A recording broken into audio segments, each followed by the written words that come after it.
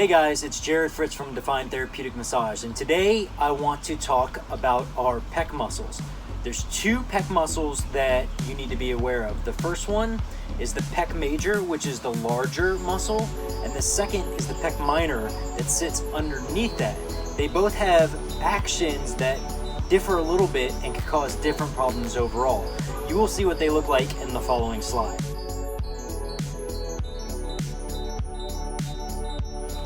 As you saw on the slide, the pec major is a large muscle that attaches up at the clavicle and at the sternum, and it goes in various different ways. The pec minor actually is smaller underneath, and it attaches at the coracoid process of the scapula, which is our shoulder blade on the backside, and then attaches to 3, 4, and 5 rib. So the important thing to note here is that with the pec minor, when it tightens up, it actually affects the back just the same. And when both of these muscles together tighten up, we can get what's called upper cross syndrome, which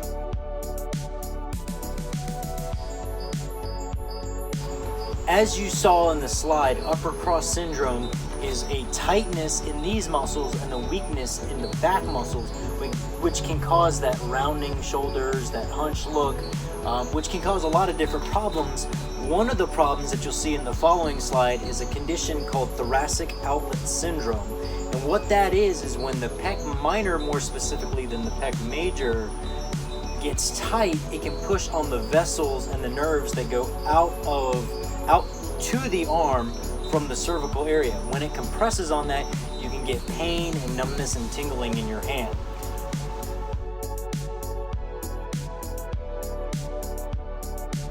Now, to avoid conditions such as thoracic outlet syndrome and upper cross syndrome, there's a stretch that we can do for both the pec major and the pec minor to help prevent getting into those syndromes.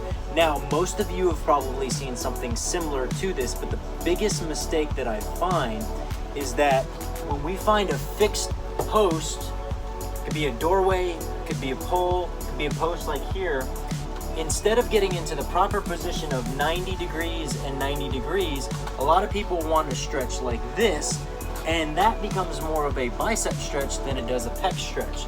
So in order to do it correctly, make sure that you're at a 90-degree angle here and a 90-degree angle here. What you want to do is you actually want to activate the rhomboid, the back muscles, to pull the arm away, then use the fixed structure with a light pressure, 1001, 1001, and then relax all the way through. When we bring the arm up like this, all the fibers of the pec major go in the same direction. We contract the back muscles, push through, 1001, 1001, and relax. Anywhere from 8 to 15 reps on both sides. If you have one side that's bothering you more than the other, you can do a little bit more on that. Now, to achieve the stretch of the pec minor, we get into the same position, we do the same motion, bring it back, add the pressure.